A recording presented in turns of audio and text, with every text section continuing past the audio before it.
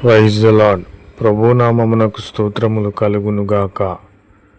ఈరోజు పాఠ్యాంశము, నీ బాధను నిశ్చయముగా చూసి తిని, నీ మొరను వింటిని, నిన్ను విడిపించుటకును నడిపించుటకును దిగివచ్చి ఉన్నాను. ఆమెన్.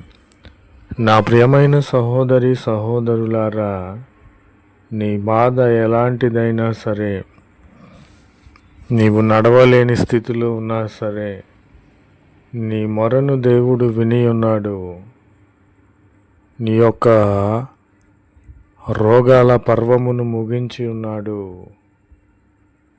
నిన్ను అట్టి రోగాల పర్వము నుండి విడిపించి నీ కాళ్లకు సత్తువనిచ్చి, నీ కండరములు, ఎముకలు, మాంసమును, శరీరమును, రక్తమును ముట్టి స్వస్థపరిచి, నీ చీల మండలమును సడలింపచేసి, ప్రభువైన క్రీస్తు వారే నీ చేయి పట్టుకొని నిన్ను నడిపించబోచున్నారు. ఆమెన్. నా ప్రియమైన సహోదరి సహోదరులారా, యెహోవా రఫా అయి ఇప్పుడే నిన్ను యేసుక్రీస్తు వారు నడిపింపబోచున్నారు. నీవు విశ్వసించిన ఎడల నీకున్నటువంటి ప్రతి రోగము పారిపోయి యేసుక్రీస్తు నామములో ఇప్పుడే నీవు నడవబోచున్నావు.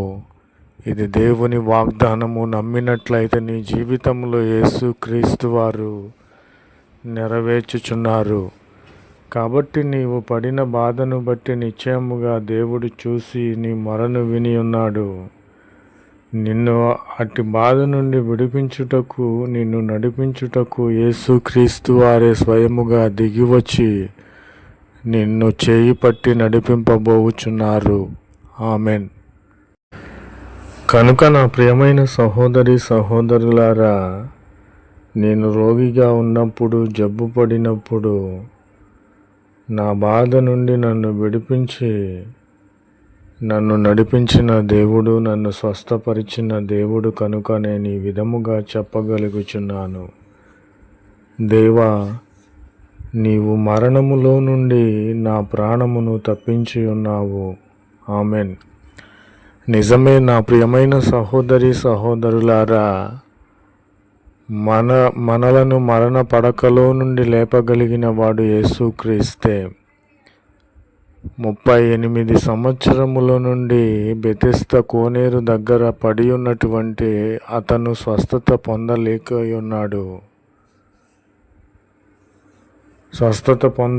38 సంవత్సరములు నిరీక్షించి ఉన్నాడు.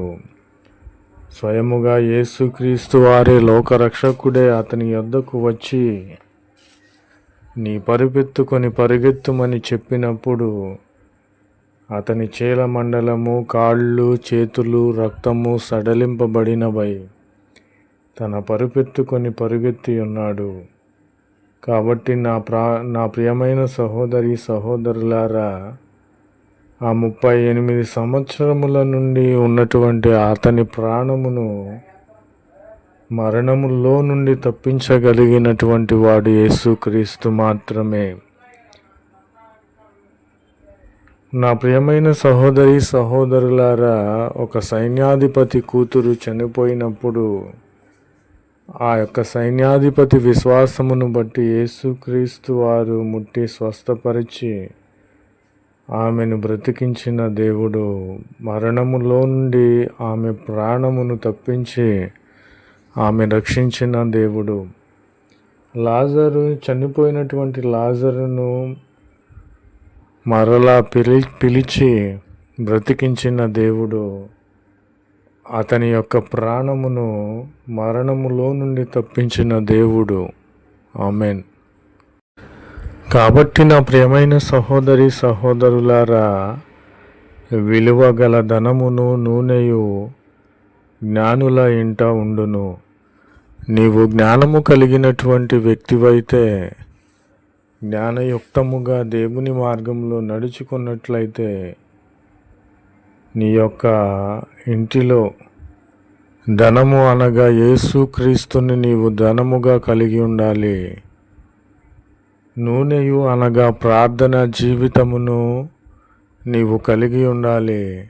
ఆత్మీయత కలిగి ఉన్న ఎడల నీవు జ్ఞానము కలిగిన వారవుగా ఉంటారని ప్రభు పేరిట మనవి చేయుచున్నాను.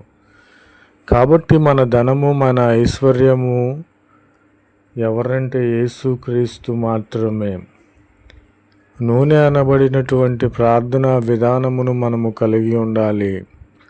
ఎడతెగక ప్రార్థన చేయాలి.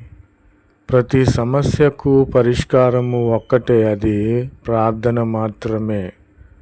కాబట్టి జ్ఞానము కలిగిన వారైతే జ్ఞానయుక్తముగా నడుచుకొనుచు యేసుక్రీస్తును విలువ కలిగినటువంటి యేసుక్రీస్తును నీవు ధనముగా కలిగి ఉండాలి.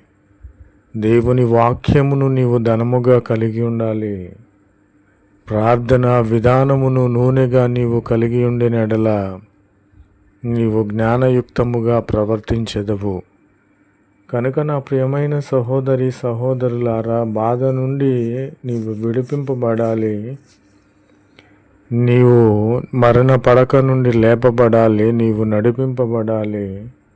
అంటే యేసుక్రీస్తు వారిని నీవు కలిగి ఉండాలి. దేవుని వాక్యము నీ హృదయములో ఉండాలి.